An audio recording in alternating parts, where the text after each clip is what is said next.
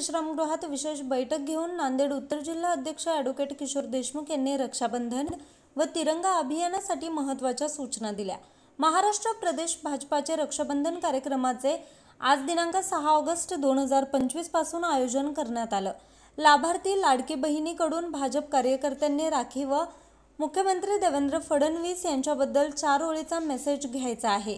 मुदखेड भाजपकडून राखी बांधलेल्या लाडक्या बहिणीसाठी एक वेगळी विशेष रक्षाबंधन वस्तू भेट दिली जाईल। हा कार्यक्रम दिनांक 12 ऑगस्ट पासून ते 15 ऑगस्ट पर्यंत हर घर तिरंगा अभियान भाजपचे कार्यकर्ते राबवतील। राष्ट्रीय ध्वज मान सन्मान संबंधित सरकारी सूचनांचे पालन करावे असे आवाहन केले। भाजपचे दोन्ही अभियान प्रत्येक बूथमध्ये राबवण्यात येणार आहे। जिल्हाध्यक्ष किशोर देशमुख व जिल्हा महामंत्री प्रवीण गायकवाड यांनी महाराष्ट्र प्रदेश कार्यालयाकडून आलेल्या सूचनांनुसार सविस्तर असे कार्यकर्त्यांना मार्गदर्शन केलं। तालुका अध्यक्ष दत्तू देशमुख यांनी जिल्हा परिषद व पंचायत समितीच्या प्रत्येक विभागामध्ये प्रमुख कार्यकर्त्याने हा कार्यक्रम यशस्वी करावा अशा सूचना केल्या।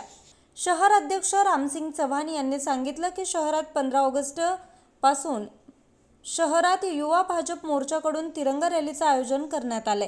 यावेळी या कार्यक्रमाचे आभार सचिन मगरे यांनी मानले। या कार्यक्रमासाठी पदाधिकारी मोठ्या संख्येने उपस्थित होते।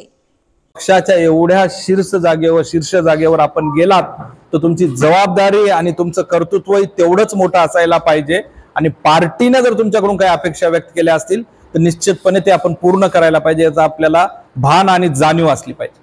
आत्ताच आमच्या प्रवीणजींनी सांगितलं की देव धर्म आणि देश म्हणजे थोडक्यात विचार घेऊन चालणारा पक्ष। एक पक्ष कुटुंब आणि सत्ता घेऊन चालतो, एक पक्ष कार्यकर्ता आणि विचार घेऊन चालतो।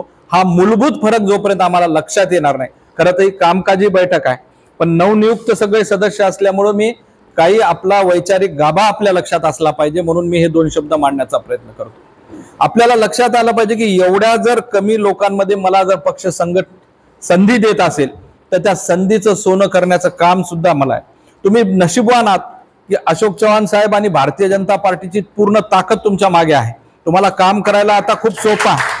आधीच्या काळामध्ये आनंदरावजी असतील, शिवाजीरावजी असतील, सुदामदादा असतील, प्रवीणजी असतील, खडतर प्रसंगात सुद्धा त्यांनी काम केलंय। आता तुमचा कामाचा योग म्हणा की तुम्हाला ताकद मिळाली आणि त्या पिरियडमध्ये तुमची निवड या पदाधिकारी झाली आणि तुमच्या नेतृत्वात कुणी काही जरी म्हणलं तर काल संजू भाऊंनी सांगितलं की निवडणूक नेता भाषण करून जाईल पण निवडणूक तुमच्या जीवावर जिंकल्या जाईल, कारण घरोघरी जाऊन मतपरिवर्तन करणारे तुम्ही आहात।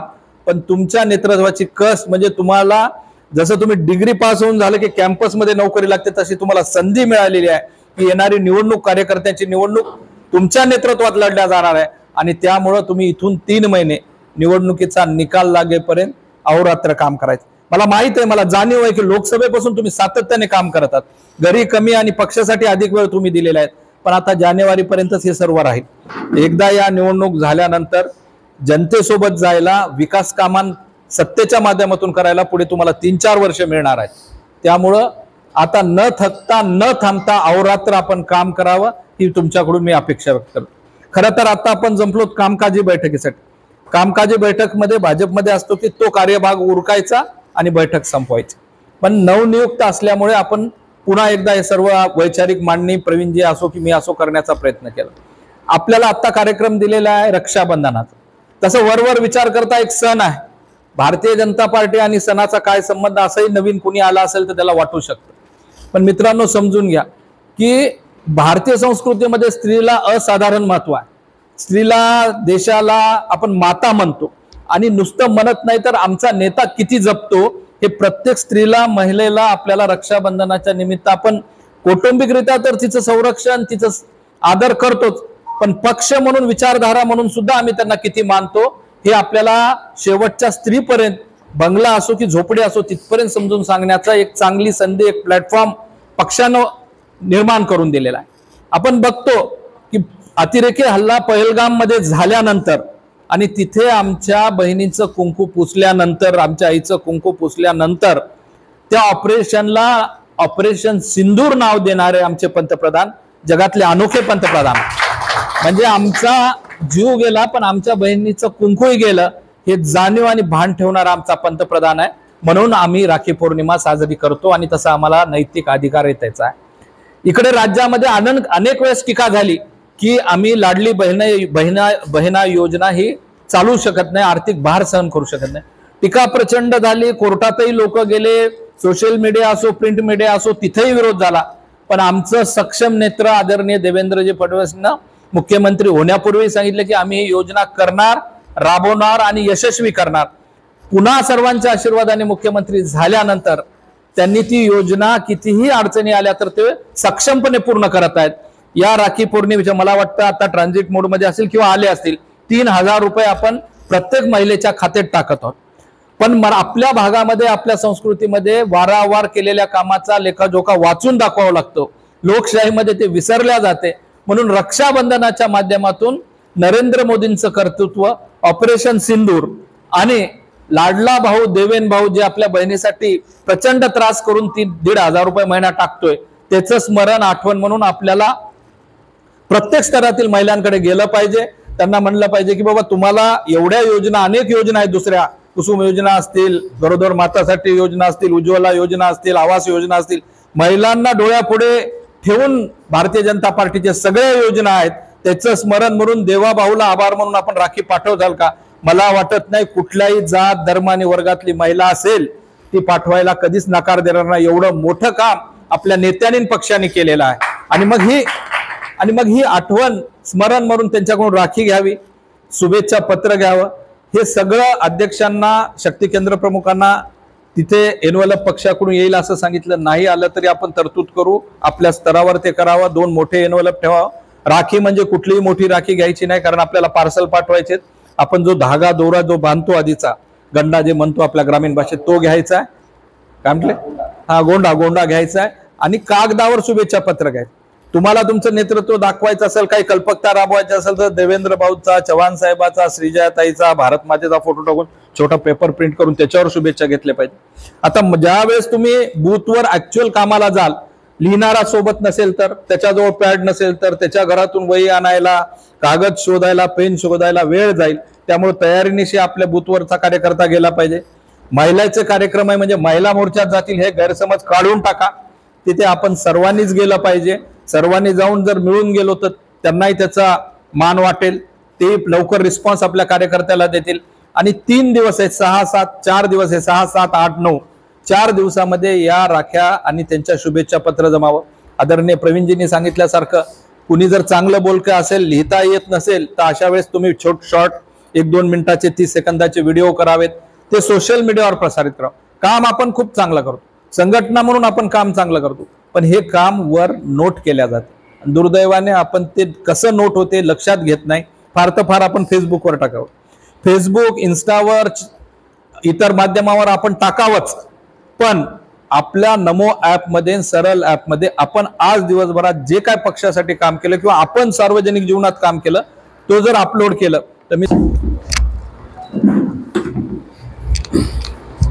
आज या आपल्या छोटेखानी बैठकीला उपस्थित असलेले आपले सर्वांचे लाडके जिल्हा अध्यक्ष आदरणीय किशोरभाऊ देशमुख, आमचे ज्येष्ठ मार्गदर्शक परवीन गायकवाड, आमच्या ग्रामीण भागातून आलेले शंकरराव मामा, आमचे उपाध्यक्ष, आमचे दोन्ही सरचिटणीस, आमचे युवा मोर्चाचे अध्यक्ष, शहराचे युवा मोर्चाचे अध्यक्ष पप्पूभाऊ सोनटके, माधवराव कदम आणि सर्व ज्येष्ठ सहकारी ग्रामीण भागातून, शहरातून सर्व सन्माननीय व्यासपीठ. आज बैठकीचा निमित्त म्हणजे उद्या येणारी राखी पौर्णिमा आणि त्याच्यानंतर 15 ऑगस्टचा हर घर तिरंगा, त्याच्यामध्ये हे आपल्याला तिरंगा रॅली काढायची आहे. आणि त्याच्यानंतर राखी पौर्णिमेचं जे आहे ते प्रत्येक बूथवर 100 राखी, बरोबर आहे, प्रत्येक बूथवर 100 राखी. आणि त्याच्याबद्दल जे लाडक्या बहिणी ज्या आहेत, देवाभाऊविषयी आदरणीय आपले राज्याचे लाडके मुख्यमंत्री देवेंद्र फडणवीस साहेब यांच्याबद्दल 2 ओळी लिहून घ्यायच्यात. हे सगळं आपल्याला बूथ लेवलला नियोजन करायचं आहे. त्याच्यामुळे हे इथं शक्ती प्रमुख काही आम्ही बोलवलेले आहेत आणि काही बूथ अध्यक्ष. तरी याच्याबद्दल सविस्तर माहिती आपले जिल्हा अध्यक्ष आपल्याला देतील. एवढं बोलून मी माझे 2 शब्द संपवतो. जय हिंद, जय महाराष्ट्र. भारतीय जनता पार्टी जिल्हा उत्तर भोकर विधानसभा मुदखेड येथे संघटनात्मक बैठकसाठी आणि येणारा तिरंगा रॅली असो, रक्षाबंधनाचा कार्यक्रम असो, यासाठी आपल्याला मार्गदर्शन करण्यासाठी आलेले आदरणीय जिल्हा अध्यक्ष किशोरभाऊ देशमुख, मुदखेड शहराचे चाणक्य तालुका आणि शहरामध्ये आदरणीय प्रवीण अण्णा गायकवाड, तालुका अध्यक्ष दत्तूभाऊ देशमुख, जयाताई, युवा अध्यक्ष रामभाऊ आबादार, खंदारेताई, उत्तम काका, माधव दादा, मारुत दादा, गोपनपल्ले काका, देवाभाऊ, सगळेच, संजूभाऊ अलवार.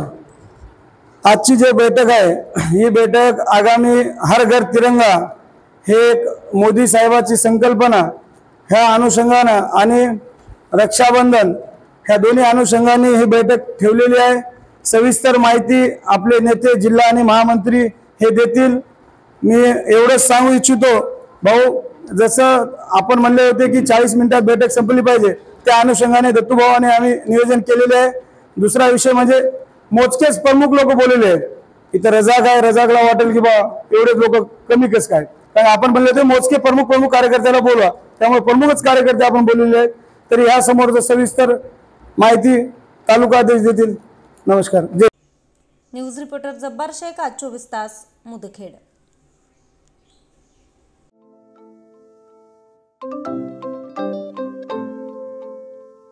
नवनवीन आणि ताज्या घडामोडींसाठी आज 24 तास सबस्क्राईब करा.